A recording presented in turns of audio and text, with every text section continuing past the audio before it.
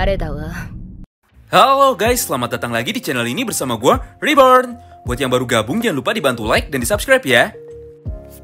Pada video kali ini, kami akan kembali menjelaskan mengenai breakdown dari detail-detail penting yang ada pada chapter 229 yang sudah terbit sejak hari Senin pada jam 10 malam di majalah Weekly Shonen Magazine. Seperti yang sudah kami sampaikan di video sebelumnya, di mana manga Tokyo Revengers chapter 229 merupakan sebuah chapter yang sangat menegangkan dan juga sangat menarik sekali untuk dibahas. So, buat kalian yang penasaran dan mau tahu mengenai semua pembahasan menarik dari manga Tokyo Revengers chapter 229, kalian bisa simak terus ya video ini sampai habis. Kita mulai dari pembahasan yang pertama, yaitu mengenai Kakucho yang akhirnya bisa sampai di hadapan Maiki setelah berhasil mengalahkan sebagian besar anggota dari geng Kato Manji yang sejak tadi mencoba menghalangi jalannya. Dalam momen ini, Kakucho, sang prajurit terkuat dari geng Yokohama Tenjiku, dengan tenang langsung bertanya kepada Maiki mengenai apa tujuannya datang ke pertempuran ini, namun memilih untuk diam saja dan tidak melakukan pergerakan sama sekali. Selain itu, tanpa menunggu lama, Kakucho pun juga langsung mengutarakan niatnya kepada Maiki jika dirinya ingin sekali bertarung melawan Maiki di dalam pertempuran besar yang terjadi pada malam festival Tanah Bata ini. Menarik banget bukan? Sejak awal memang Kakucho lah orang kedua selain Wakasa yang sudah menyadari adanya kejanggalan di dalam perang besar antara ketiga geng terkuat penguasa Tokyo ini. Bahkan sejak awal kedatangannya, Kakucho terus memandangi Maiki dari kejauhan dan terus bertanya-tanya di dalam hatinya mengenai apa yang sedang terjadi kepada Maiki. Kenapa Maiki hanya diam saja dan tidak melakukan pergerakan sama sekali? Ya, apapun itu, dalam waktu dekat ini atau dalam beberapa chapter ke depan, kita akhirnya akan diperlihatkan mengenai pertarungan antara Kakucho, sang prajurit terkuat, melawan Maiki yang tidak pernah terkalahkan. Setelah sekian lama menunggu, kita pun akhirnya akan kembali diperlihatkan mengenai kekuatan dari Sano Manjiro. Nah, sekarang kita masuk ke breakdown atau detail penting yang kedua. Pada chapter 229, akhirnya sebuah fakta baru mengenai geng Brahman dan juga Kawaragi Senju terungkap. Dalam salah satu panel manganya, terdapat percakapan antara Takeyomi dan juga Takemichi.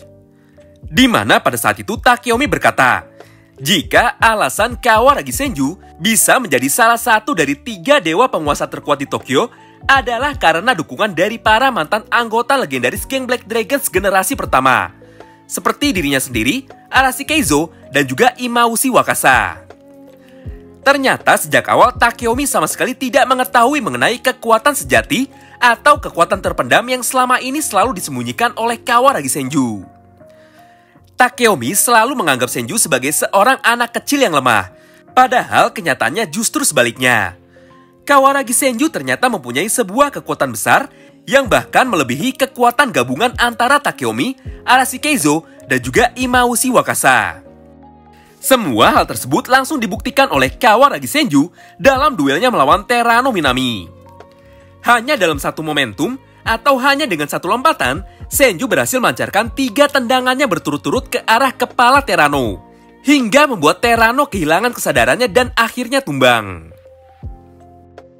Selanjutnya, kita masuk ke breakdown ketiga, sekaligus breakdown terakhir yang ada pada video kali ini, yaitu mengenai penjelasan singkat dari kekuatan yang dimiliki oleh Kawaragi Senju.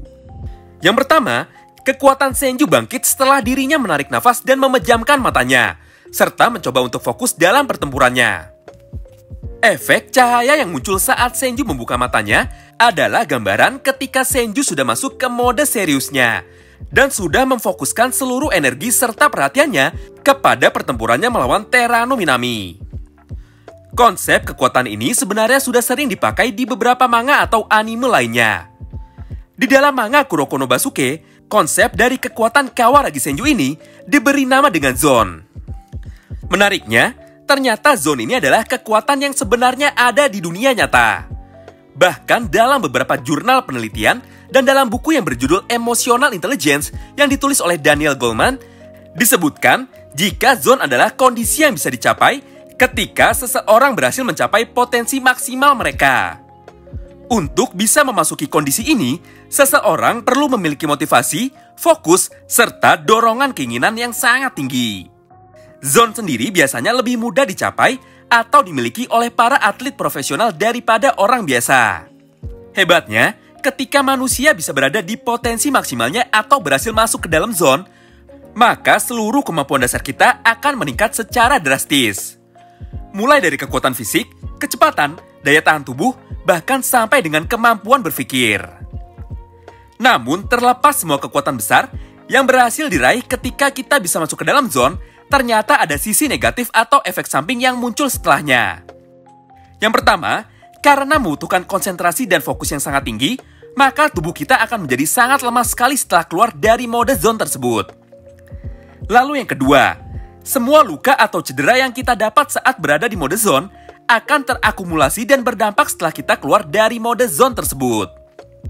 Kemudian yang ketiga, beberapa orang akan kehilangan ingatannya dan lupa mengenai apa yang telah dia lakukan selama berada pada mode zone tersebut. Nah, itulah penjelasan singkat mengenai fenomena kekuatan aneh yang tiba-tiba muncul dan dimiliki oleh Kawaragi Senju. Namun sayang sekali, sampai dengan video ini dibuat, belum ada informasi resmi mengenai apa nama kekuatan atau apa nama mode serius yang dimiliki oleh Kawaragi Senju saat dirinya sedang bertarung melawan Terano Minami.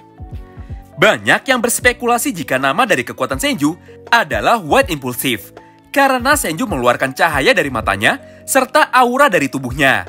Bahkan ada juga yang menyebut jika mode Senju ini bernama Dark Angel. Menurut kami tidak ada yang salah dari semua itu, selama belum ada nama resmi yang dikeluarkan oleh Ken Wakui mengenai kekuatan baru dari Kawaragi Senju, maka siapa saja boleh menggunakan nama apapun untuk menyebut mode atau kekuatan baru yang dimiliki oleh Kawaragi Senju tersebut. Kemudian selanjutnya mengenai efek aura yang keluar dari tubuh Senju pada akhir chapter 229. Hal ini sebenarnya agak susah untuk dijelaskan secara logis, dan sedikit bias kalau mau di-breakdown mengenai apa maksud dari aura yang keluar dari tubuh Senju tersebut. Oleh karena itu, daripada ngomong asal dan tanpa dasar, maka kami akan jelaskan secara simpel.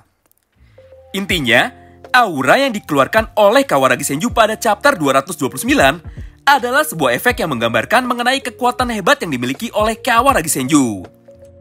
Ya, kurang lebih sama seperti apa yang ada pada manga Blue Lock, di mana setiap kali karakternya masuk ke dalam zone, maka akan keluar sebuah kilatan cahaya di matanya, serta aura di seluruh tubuh mereka.